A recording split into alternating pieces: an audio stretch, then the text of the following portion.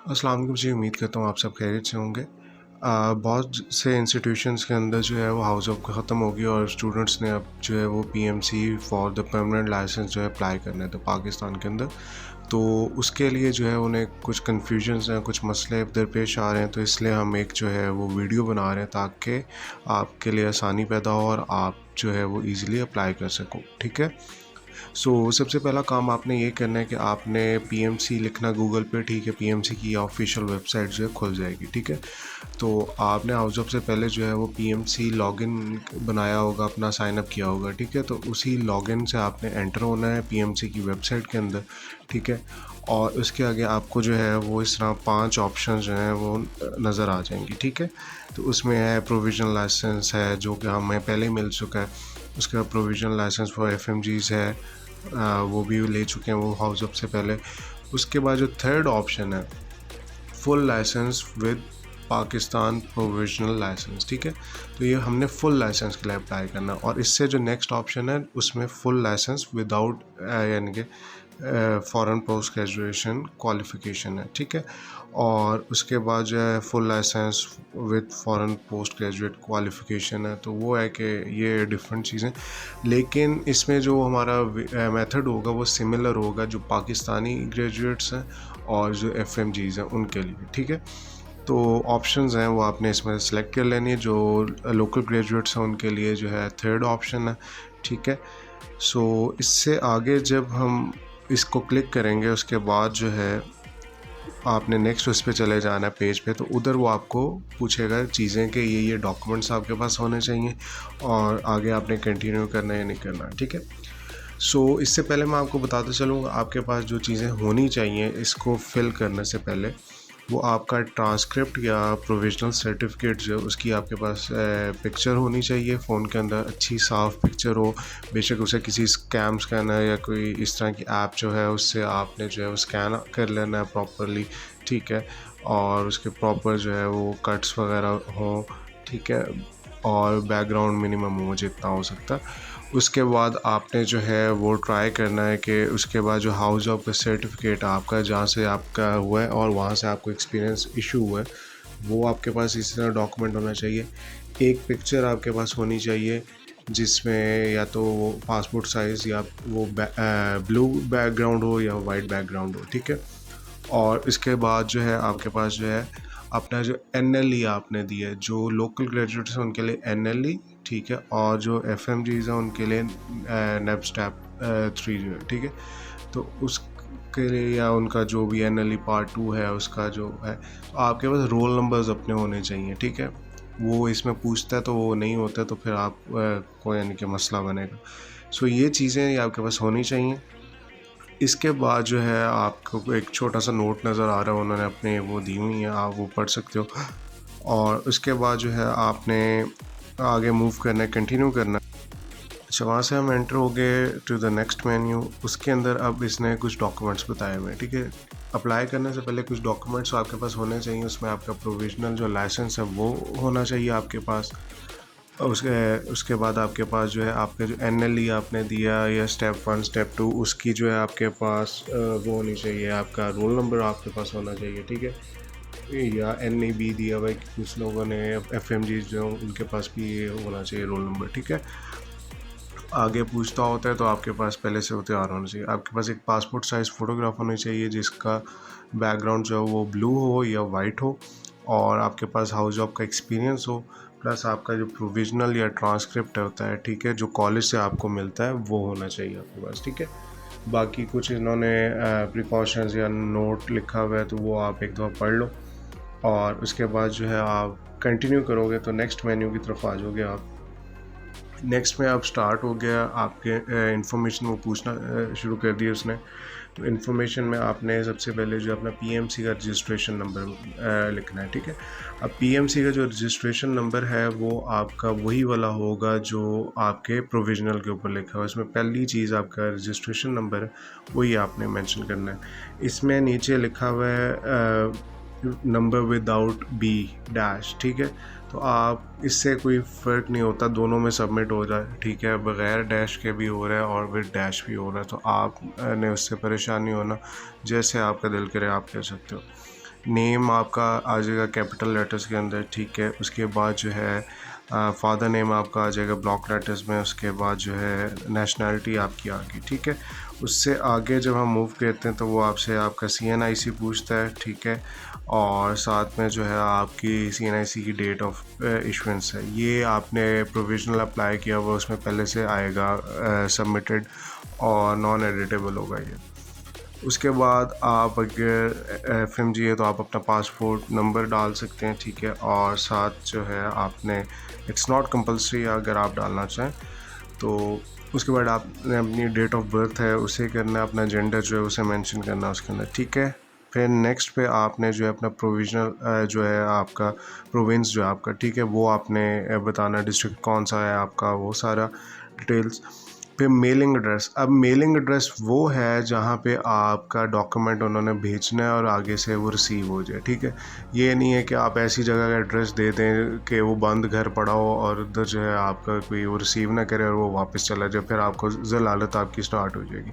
तो इसलिए वहाँ पे हो जहाँ पे आपका कोई रिलेटिव हो, फैमिली मेम्बर हो, अगर आप नहीं भी हैं घर पे तो वो आपका रिसीव कर सके, ठीक है। फिर आपका कंट्री आ जाता है।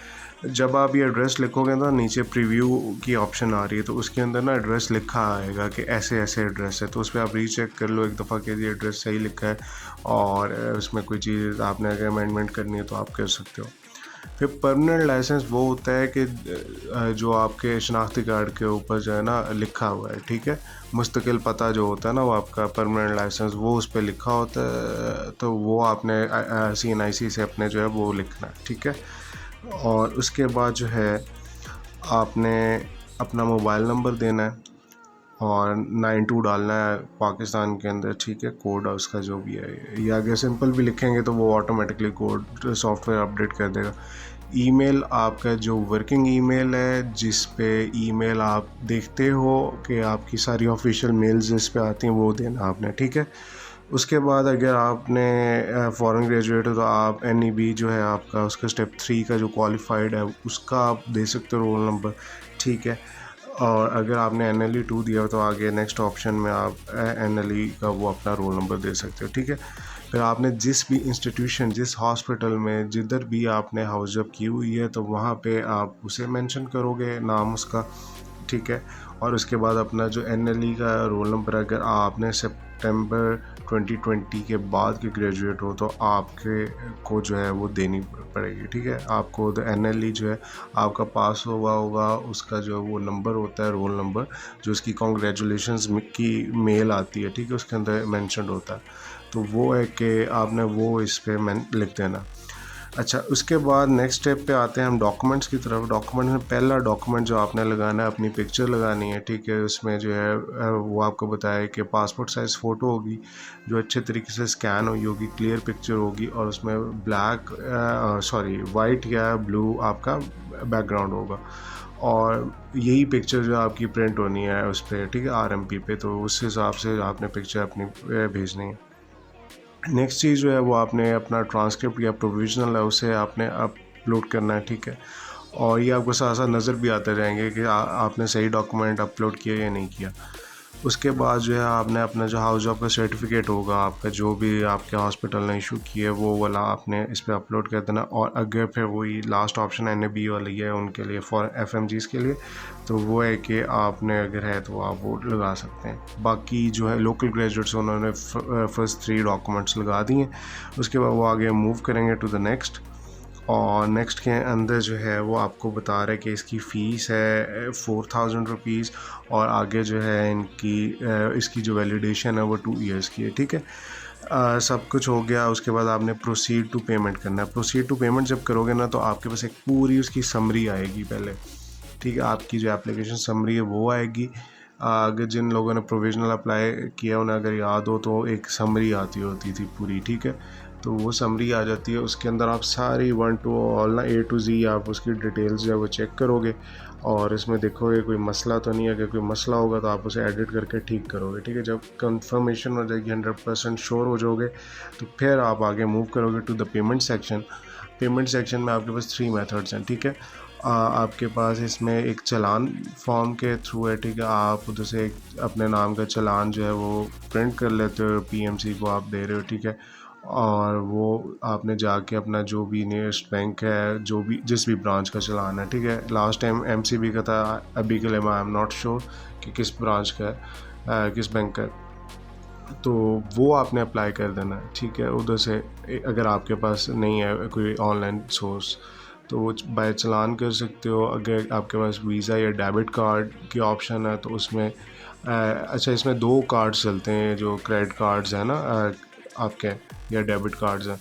या तो मास्टर कार्ड चलता है या आपका वीज़ा कार्ड चलता है। जो ये दूसरे पेपाल या यूनियन पे वगैरह ये वो हैं, ये नहीं चलते, ठीक है। तो अपने एटीएम कार्ड के ऊपर पहले देख लें कि उस पर जो है वो लिखा हुआ होगा कॉर्नर के ऊपर कि either it is a visa और मास्टर कार्ड और नॉट, ठीक है। तो वो आपने चीज़ पहले इंश्योर कर लेनी है, फिर आपने प्रोसीड करना है, ठीक है। और थर्ड ऑप्शन इस दफ़ा इन्होंने ऐड किया वो जैज़ कैश की ऑप्शन है। I haven't tried it yet, तो लेकिन है कि वो एक ऑप्शन है तो उसे भी आप अवेल कर सकते हैं, ठीक है। तो उसके बाद जो है अब जब आप ना वो कर दोगे पेमेंट, उसके बाद वो कंफर्मेशन पूछेगा। इधर ना फिर नीचे बिलिंग एड्रेस पूछता है, तो बिलिंग एड्रेस में आप अपना वही टेम्परेरी वाला डाल दो, ठीक है। उसके बाद जो है आपने सिटी अपना डाल दिया, ठीक है। लाहौर का ज़िप कोड मुझे याद है वो 54,000 है। तो बाकी आप गूगल कर सकते हो, इस्लामाबाद का आई गेस 44,000 है। तो इस तरह करके आप अपने हिसाब से जो है वो अपना गूगल करके अपना जो है ज़िप कोड उधर का देख लो और बाकी डिटेल्स डाल दोगे, ठीक है। जब ये सारा कुछ करके ओके करोगी आपकी पेमेंट सक्सेसफुल हो जाएगी, ठीक है। सो फिर आपके पास एक किस्म बड़ा सा है ना टिक बना हुआ आएगा और होगा कि आपका जी एप्लीकेशन सबमिट होगी है, पेमेंट कंप्लीट हो गई है और इतने जो है आपके पास जो है वो दोनों के बाद जो है वो पीएमसी आ जाएगा, ठीक है। सो वो एक इन्होंने रफ वैल्यू दी होती है, लेकिन यूजुअली 2 से 3 दिनों के अंदर जो है वो आ जाता है, 2 से 3 वर्किंग डेज़ के अंदर, ठीक हो गया। सो ये सारी चीज़ें। अब पेमेंट के अंदर कुछ लोगों का इशू आ जाता है कि हैंग हो रहा है या वो बार बार लोडिंग पे आ जाता है। तो उसमें है कि आप ये जब अकाउंट समरी हो जाएगी सबमिट तो आप किसी और फ़ोन से या कहीं और से भी पेमेंट कर सकते हो, उसमें कोई इशू वाली बात नहीं है, ठीक है। आई होप कि आपको क्लियर होगी हुई चीज़ें। अगर फिर भी कोई इशू होगा तो आप नीचे कमेंट करके पूछ सकते हो। तो बाकी है कि जो दूसरी चीज़ें हमारी एक्सपीरियंस कैसे बनवाना और LORs और ये वो सारी चीज़ें वो भी फिर हम किसी फ्यूचर वीडियो में डिस्कस करेंगे, ठीक है। टेक केयर, अल्लाह हाफ़िज़।